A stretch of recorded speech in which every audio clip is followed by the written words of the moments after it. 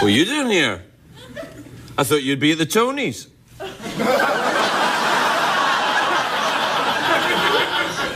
Now, what happens is, I thought I'd better talk to you about this. Occasionally we do a little song and dance number at the start of the show, and Chris here very kindly puts on a little outfit and dances around, and the office has been flooded with fan mail, because Chris apparently has got what the kids call pecs.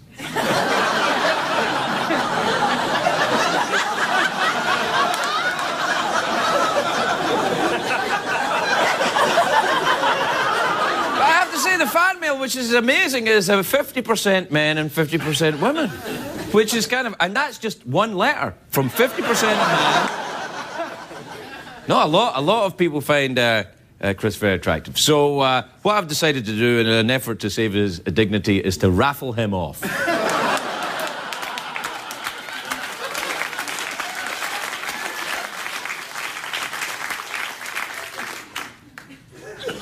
But not for money, because that would be undignified. So we're going to raffle them off to someone who can provide a service to this show. For example, when it rains in LA, which it's threatening to do later this week, this ceiling has a hole in it, which CBS doesn't seem to want to spend any money on to get fixed. So if you're a roofing contractor and you're a lady who finds Chris attractive, or a gay roofing contractor who...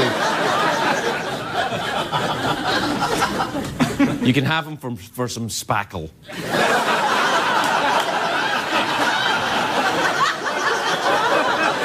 I'm kidding. All right, you better go. It's all right. It's just Chris.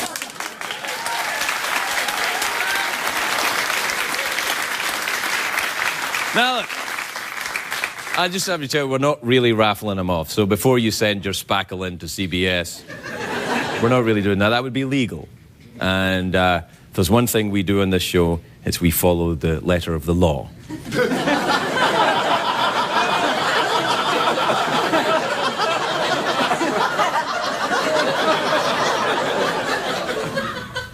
But, you know, if maybe you call me and... maybe I'm here, maybe I'm not here, maybe I take the phone call, maybe I don't. I think, oh, no, are we here?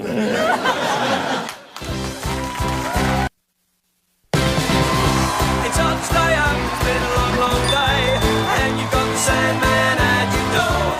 But hang on, leave the TV on, and let's do it anyway. It's okay, tomorrow's just your future yesterday. Ladies and gentlemen, Craig Ferguson.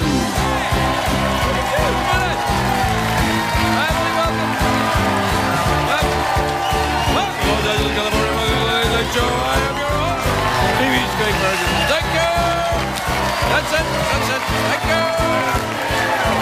All right, that's it. Thank you. Enough. Look, I said that. Didn't you recognize the late night talk show host sign? I went like this. That's enough. Thank you. That's enough. Thank you. You learn that at the learning annex to be a late night talk show host. The guy comes out and goes, first thing you have to do is say, thank you very much. Thank you.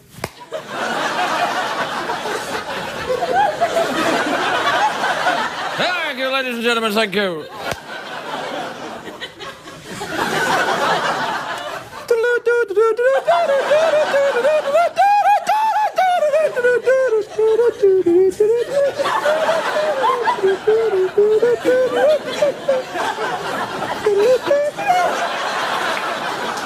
It's a great day for America, everybody. Yes, it is. It's a ranking day. Hey. I tell you, I have had such a weekend. I am still recovering from the Tony Awards last night. Wasn't that great? You didn't watch it, you're straight. Anyway, it was a great show, though. Bret Michaels, though, from Poison, he got injured. He got hit by one of the sets. He walked away with a busted lip, fractured nose, and herpes.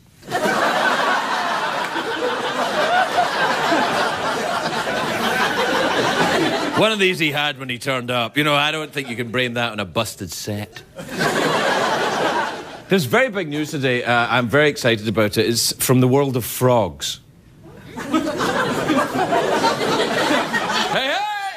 No! If you're tuning in tonight to catch up on frog news, it's your lucky night. Now, by frogs, I don't mean French people. I mean... No, I don't. I don't mean French people. I mean little amphibians that go ribbit. You know, frogs. Frogs and French people are very different. Both delicious when covered in garlic. Appelez-moi, Pierre. There's... No, a man... What happened is a man in India discovered a frog that changes colours, and it's being worshipped as a god. I know. It's true. Look at this. Look. Colour-changing frog worshipped as god in India. Now, it's written down, so that means it's true. But then... What the hell paper is that, anyway? And the newspaper article even has a picture of the frog. Can we see the picture of that? That's it. That's what was in there. That's not really a photograph, though, is it? It's just a drawing. Let me see that again. That's just a drawing of a frog. You can't prove that something exists just with a drawing. You might as well just draw something mystical. You could draw a unicorn and go, oh, look, that exists. You could draw a female orgasm and go, oh, look, that exists.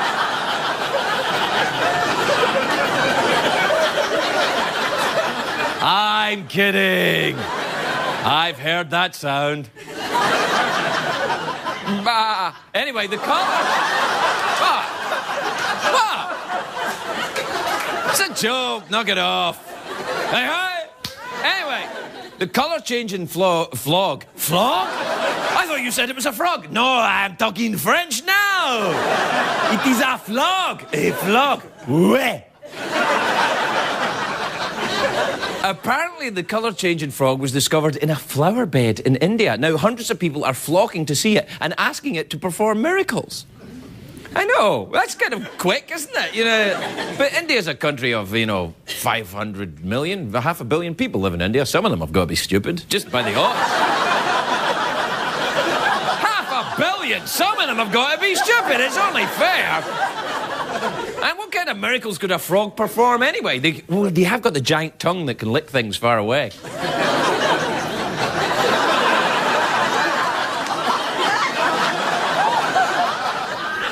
Wish I had that.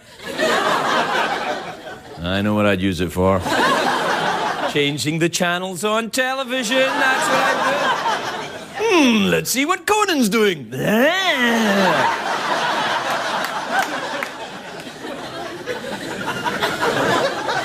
Anyway, what I'm saying is that frogs changing colour isn't new. For example, the common tree frog, that changes from grey to green, which is not a big deal. It switches back and forth all the time. It's like Lindsay Lohan. But this frog in India...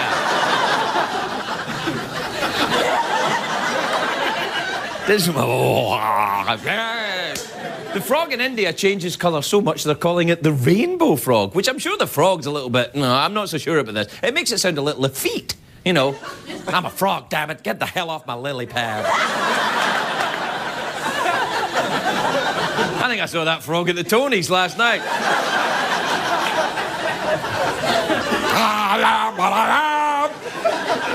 Anyway, sometimes the Indian frog's colour, it goes away and it becomes completely transparent. It's so skinny you can see its internal organs. It's like the animal world. It's like the animal world's version of Keira Knightley or something. You can just see right through it. I think maybe the frog changes colour because it's high. It could have licked himself. Because you know how people say that... Oh, yeah. You can lick certain frogs and toads to get high. It doesn't work. It doesn't. I've tried it, trust me. I licked a frog for hours. Nothing happened, but the frog enjoyed it. Anyway, Appelez-moi, Pierre. Anyway, there's only one creature you can get high by licking, and that is, of course, Amy Winehouse. Now, I have never been to India, but I would love to go, because perhaps they would worship me as a god. Why not? I'm every bit as entertaining as a translucent frog. Oh, the Scottish guy, he's hilarious. Oh, I love it when he says, Tootsie Fruity ice cream. I like it when he says, oh, remind you of anyone. By the way, I'd like to apologise to the entire nation of India for my ridiculously bad Indian accent, but it's the only accent I can do, and it's still less offensive than Scotty's accent from Star Trek, so I think we're fair. But wait a minute, we didn't even make Star Trek. Yes, but you would have if you got the chance, is what I'm saying. Do you know there was a lot of Indian people in Glasgow, in Scotland, where I grew up? There's a huge Indian community in Glasgow, and they have a very unusual accent. It's a Scottish Indian accent. They go, they may take our lives, but they'll not take our curry. Aye. It's very weird. It is. Aye, oh, that's right. The first delicious food, the first decent food I ever had in my life, actually, was at an Indian restaurant. Indian food is very popular over there because it goes very well with beer. And Indian curry is the most popular food in all of Britain, which is not hard to believe if you've tasted regular British food, is it? Yeah, you want more fried eggs, then? You want a fried egg?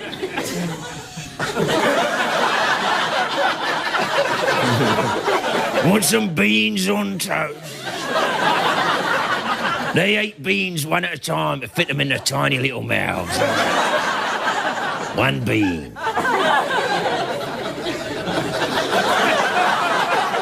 That's delicious. Anyone I haven't offended? Good, then we've got to the commercial break. Hey, hey! We'll be right back, everybody.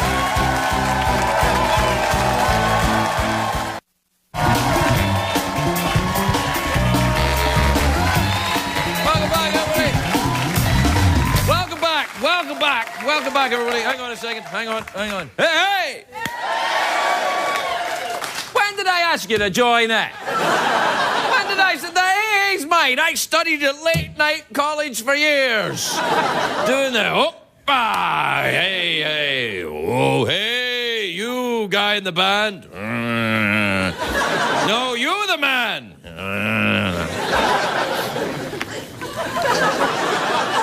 Do we have some music for that? All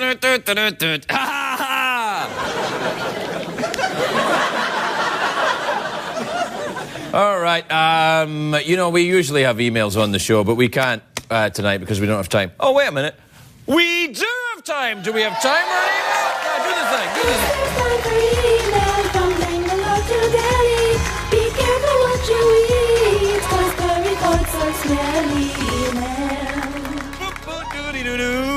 I love that Bollywood musical stuff. That wasn't a Bollywood musical. There's no money spent on that. But if you get a chance, go and see a Bollywood... I saw a Bollywood musical once called Mr. India. And in it, there's a lady dances around in a sari, and it starts to rain, and her sari gets very wet.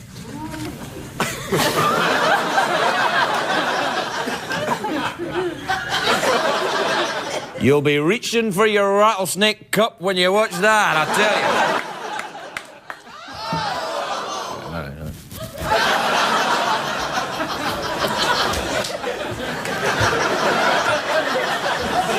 Always keep a napkin nearby. Don't try that with a real tiger. It could end up very, very badly. Oh, I've spilled some water on my mouth. Well, let's go to San Diego Zoo and see the tiger. All right, let's see what the emails have got for us tonight, then. This is from Dionel in New York City. Dionel says, Dear Craig, do you have any tips from running away from the police? P.S. Don't read this out loud.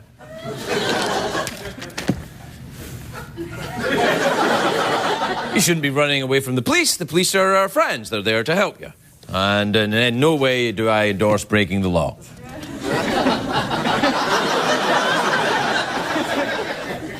Unless it involves spackle. Spackle. 3 pounds of spackle in a night you will never forget.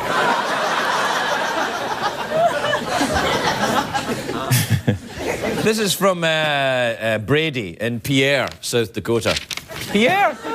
That's French.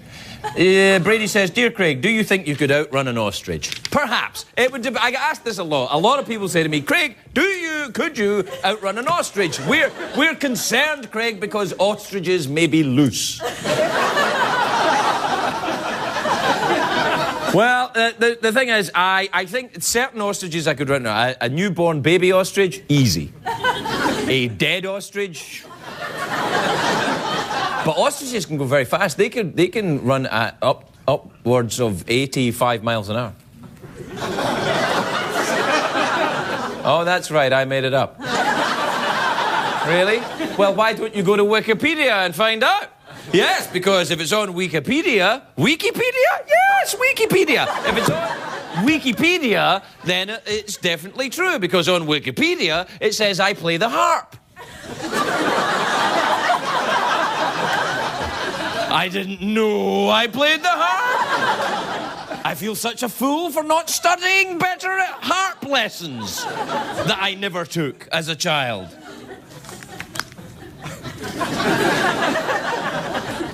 Yes, I could outrun some ostriches, but not all of them. This is from Timothy in Royston in Georgia. Timothy says, who write your joke for you? Oh, no one write my joke for me. Who write your joke for you? Who write your email for you?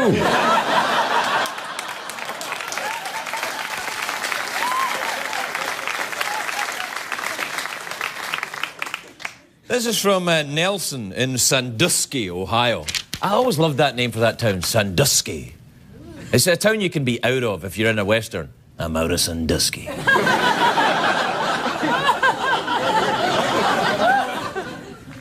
I remember the story I heard back in Sandusky.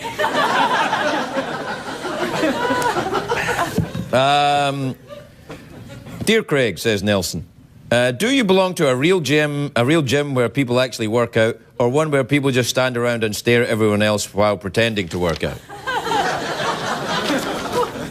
I don't understand the question. A gym?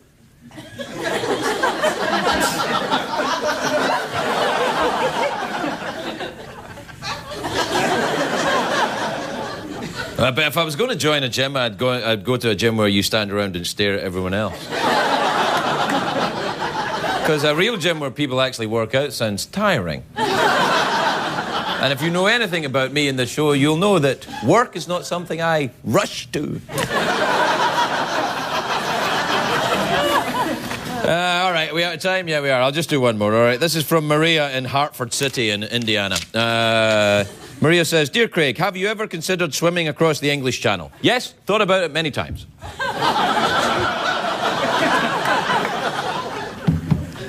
Thinking about it now. And I'm coming up with the answer I always come up with. Nah.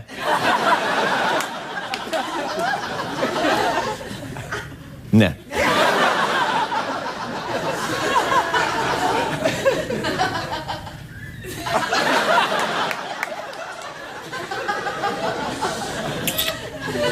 No, I'm not going to do it. We'll take a break. We'll be right back, everybody. We'll be right back.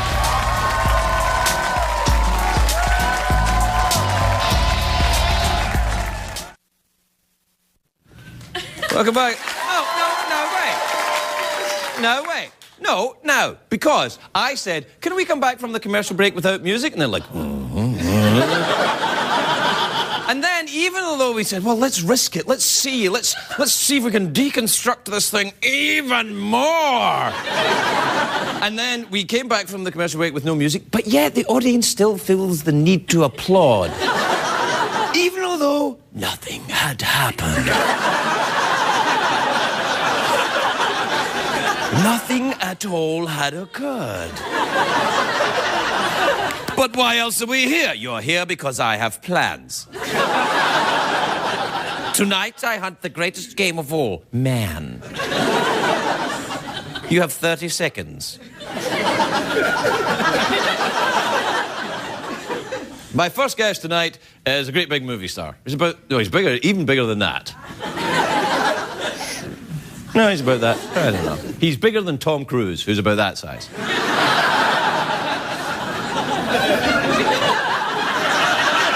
to have to narrow it down, Craig. He's bigger than Tom Cruise. Well, most of us over the age of 12 are bigger than Tom Cruise. At what point?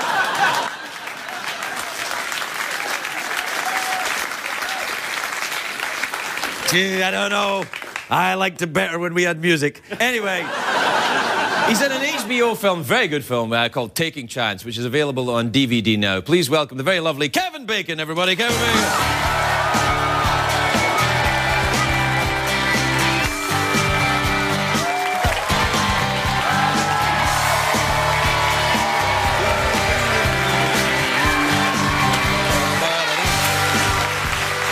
Kevin.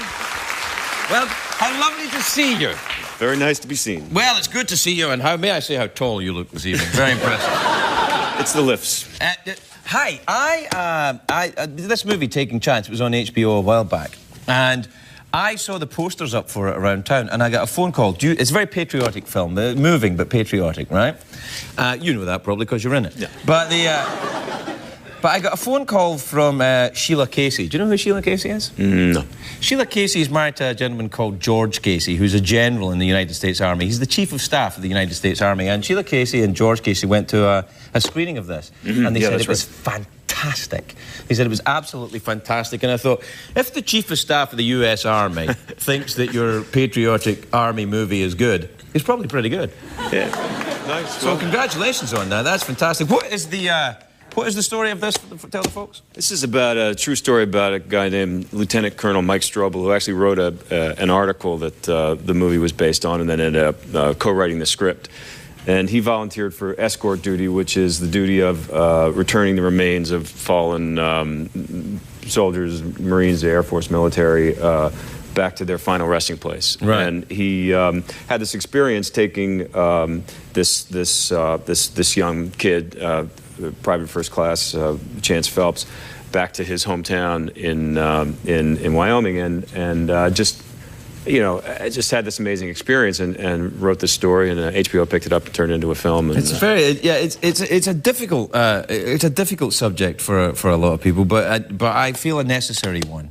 We didn't see any of that during a lot of the Iraq conflict, did we? And of course, it was a reality of what was going on. Yeah. Well, I think what's interesting about the movie is that probably a month or so after the film came out, the policy of not photographing flag-draped coffins coming back from any war was changed. And it was a national policy, been in place, I think, since 1991. And I thought to myself, gosh, do we have anything to do with that? I mean, that could be really amazing. And it turns out the Secretary of Defense actually came out and said that part of the reason why they lifted the ban was because of the film. So to actually be in something that has, you know... Made a difference. Though. Yeah, I mean, I don't think that Tremors... Congratulations. You know, that is something. I'm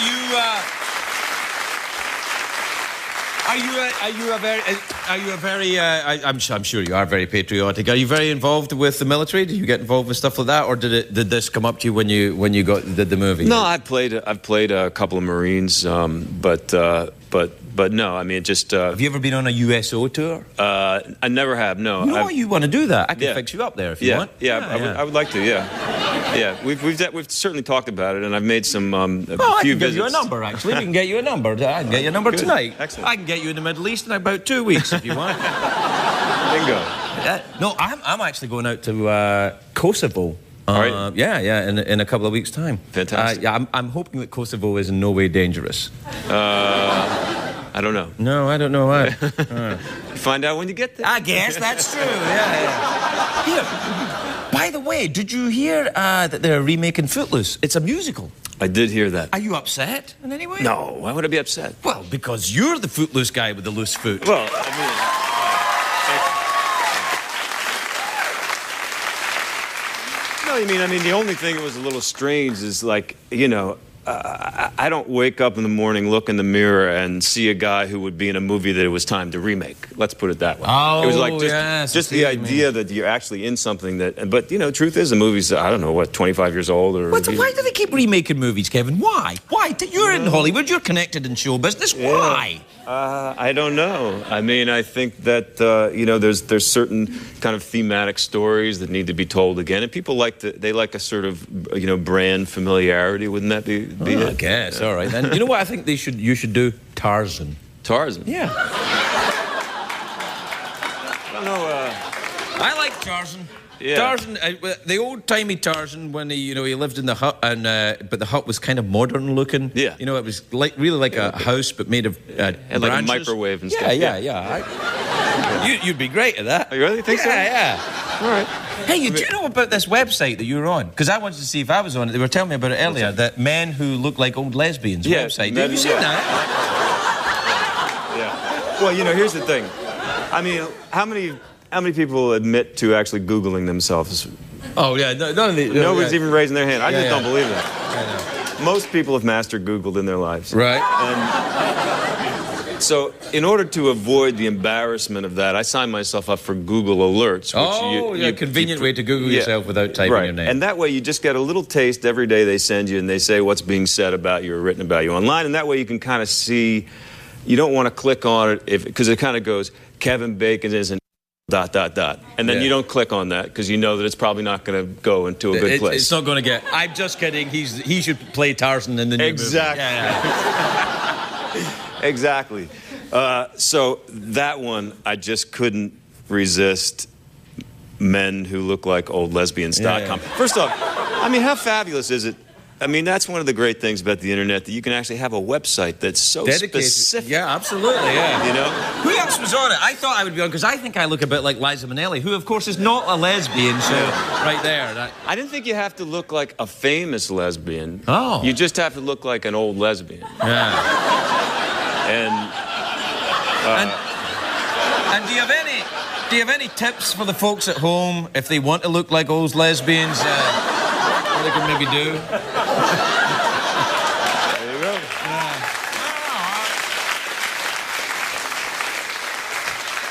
Just lead a clean lifestyle. And enjoy the other things back in New York with you and your lovely wife. Didn't she get her star on the... She did today. Oh, really? She got her star on the Hollywood Walk of Fame. Yeah.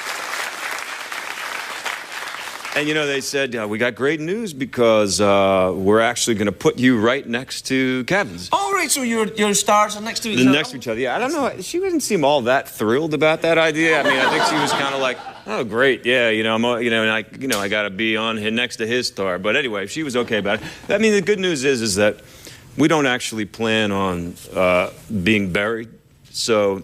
You don't get buried under your star. No, you don't. They don't put you. That's true. I realize that. Yeah. But this will kind of become a Hollywood tombstone for us, where we'll sort of always be together, in perpetuity. You want a Hollywood tombstone? Present a late-night talk show, right there.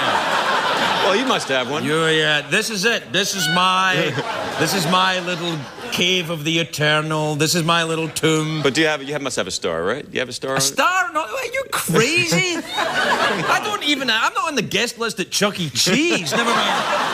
A star in Hollywood Boulevard? Are you nuts? What the hell's wrong with you? You've been in show business too long. You think everybody's in... How long have you been in this game? Since you were 2? Well, the first movie I did was Animal House. That was, I think, 30 years ago. Wow, is that 30 years ago? Yeah. Holy crap. Yeah, I was about 19 at the time, and it was great. It was great. That looked like it might have been a fun time. Well, it was okay, except that I was kind of a loser on the set because the guys who were in the Animal House were really the cool ones. Right. And they all hung out together. And then those of us who weren't in the Animal House, they sort of, didn't really want to hang out with us. So there were a lot of parties that I wasn't invited to and stuff like that. But other than that, it was okay.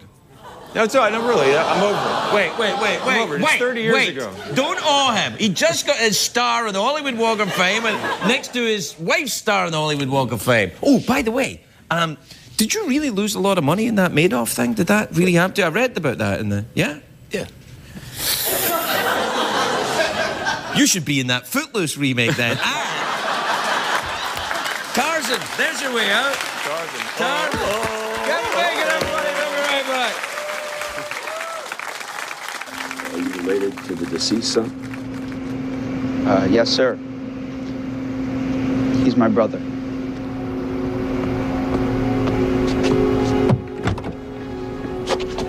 Present Hunks.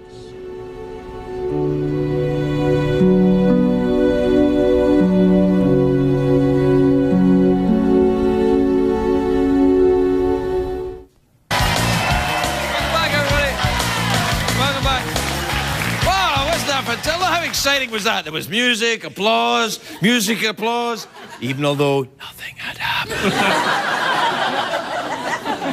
My next guest is a Hall of Famer football star. His new show is Fourth and Long on Mondays on Spike TV. Take a look at this. As a receiver, you want to attack. You know, the best part about being in this competition is Michael Irvin, he can't help himself but to coach, and you can just see the fire behind his eyes. If I see hands, give me hands again. You're not the Karate Kid. I don't want to see. That's junk. That's in a book somebody wrote, and the person who wrote it never played the game. Make him know you're here. Come on, man. I'm a bit scared. Michael Irvin, everybody, Michael Irvin.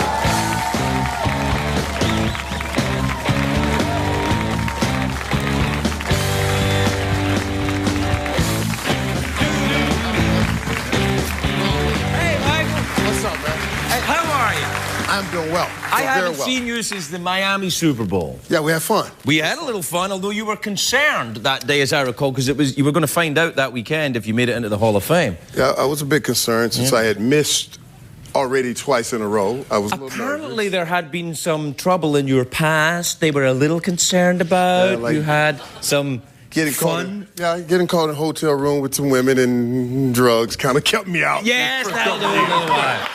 But that's not football. That's not football. That's a hobby. Players gotta have a hobby, Michael. That's what I tried to tell them. I'm trying to keep an interest off the field. It didn't work. No, but you're in now, yeah. Yeah, it worked out. They finally got me in. No, it's fantastic. And you had a fantastically big fur coat on, as I remember, in Miami.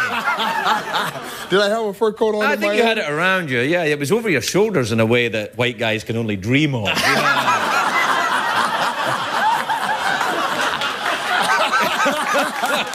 It's true, man. Usually in Miami, that's where you wear it, just hanging over your shoulder. Oh, it was fantastic. I was like, the only time you see a white guy with a coat over his shoulders like that is if he's a villain in a movie. You know, it's like, yes, ready my jet. But, you know, you can't do it. I never noticed that. I never noticed that. Yeah. Now, listen, tell me about the show. It's about you're teaching people how to play football? Well, they already know how to play. I'm giving them the tools that it takes to make it in the NFL. You know, these guys, they have talent, but sometimes guys get in the league and they don't have enough for the tools that it takes to make it, and I'm trying to give them those tools, take a long shot and make it, see if I can turn him into a superstar in the NFL, and I think it's just a fascinating show. Yeah, well, no, do you eliminate one a week? Is it like American Idol, that kind of thing? One a week, you eliminate one a week, yes. But nobody gets to vote on it. It's not like, I think he's a really cute football player. There's none of that, right? No, I don't think cute is one of the requirements in the league. So, I don't know. So we stayed away from that. And what about the other stuff that they might require? You know, the hotel room, the girls, Well, you know what? It's funny because I did bring in Thomas Hollywood Henderson. Hollywood played for the Cowboys a lot of years ago, and he got in a lot of situations similar to mine. So I thought I'd bring him in to kind of discuss it with the guys and teach those guys about football's great on the field, but try to stay away from that stuff off the field. I think it's difficult, though, when you get a young man who's full of energy and testosterone, and you give him millions and millions of dollars and acclaim and anything you want, and then say, now go home, Junior. Go home. You know, it's like, do you know what I mean? It's absolutely, I know what you mean. Absolutely. Trust That's me. what I'm saying. Now, and you come from a very large family. Big family. I'm sure. Yeah. How many kids in your family? There's 17 of us. I got 16 siblings. Don't you do that. That's rude. Talk about my mom and dad. Yeah, like don't you do that, man. That's his family. That's rude. 17? Yeah. That's what it was. So you understood when I got caught in the hotel room. Yeah, you were just trying to get a rest. Yeah. I just want a room I can call my own with two girls. That's all I want. Something like that. Yeah, gosh, just to get a little peace and quiet. Now, do you all keep in touch, family? Oh, yeah, absolutely. Yeah, we still talk. We're a close family, and that's a good thing. I mean, when you're that close, you grew up in a little house, and everybody kind of slept around and on top of one another. You remain close throughout. So, yeah, we're close family. Do you think that's how you get used to sleeping around and on top of people? No. I didn't mean that. Do you know... I I know, I'm sorry. pretty good Somebody right there. cut that out. I said that was rude. What about the... do you think that makes you competitive, though, with all these siblings? I know, I'm kidding. But all these people, do you think that makes you competitive, having all these kids? You have to, you know... Well, to some degree, it does make you competitive, but I think the big part of it is it teaches you how to get along with everybody. Now, I am fortunate enough to win championships everywhere I play football, and I like to think that that's because of the big family and learning how to deal with a lot of people. Yeah. What about the other sports? Do you watch other sports on TV? Oh, yeah. I love basketball. Basketball? Well, you'd be very baseball. happy right now, yeah. Yeah, I love the Lakers. Like yeah, games. you like Lakers? Yeah. I live in L.A., so I don't care about them. Why not? People in L.A. don't care about the Lakers. It's like people in Manchester don't go to see Manchester United. It's all people from out of town. It's like, yeah, they must be from out of town. They're going to see the Lakers. Or the people who live in town, they go and see the Clippers. Oh, really? No, but that's the only place I could get tickets. I could only get tickets for the Clippers. I'm 12:30 on CBS. You're 11:30 on CBS, you get the Lakers. 12:30, you get the Clippers. You see what I'm saying? I got it. I'll talk to your boss for you, see if he can... I thought... Okay. He doesn't know who I am, is what I'm saying. He'd be like, I don't know what you're talking about, Michael. I never heard of the guy. I believe he knows who you are. So you like the basketball? What else do you watch on the TV then? Do you watch? Do you enjoy Project Runway? I imagine you'd probably enjoy that. Project Runway. No, I haven't watched much of Project Runway. Oh, it's awesome. Yeah. You like Project Runway? It's my favorite TV show, Michael.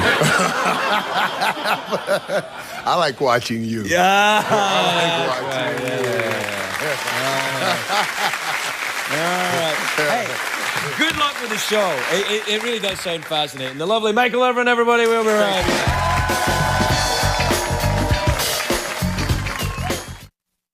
What did we learn on the show tonight, Greg?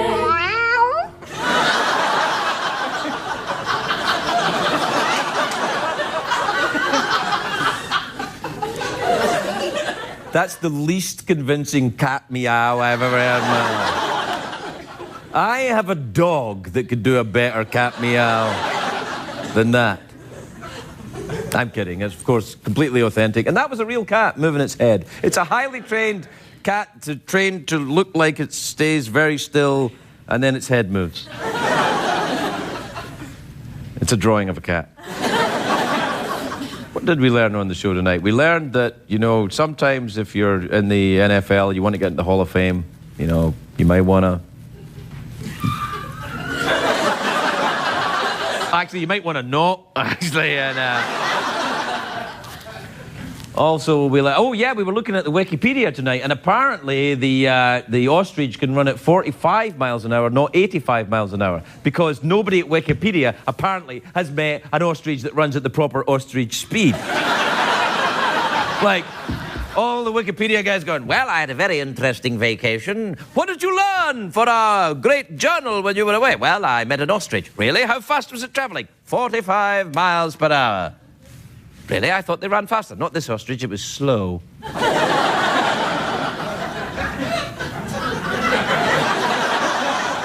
Perhaps he could have run faster, but he was carrying his groceries.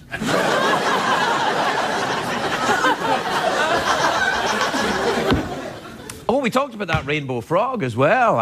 We saw the frog that's completely uninteresting. I actually am interested in that frog. I think a frog that can change colours like that is something that Cirque du Soleil want to get going with.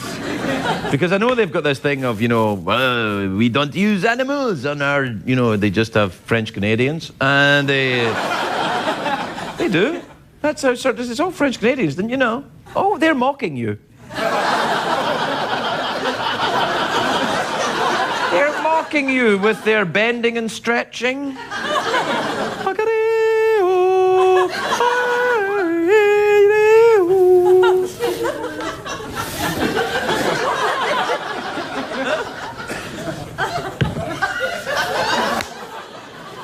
Good night, everybody.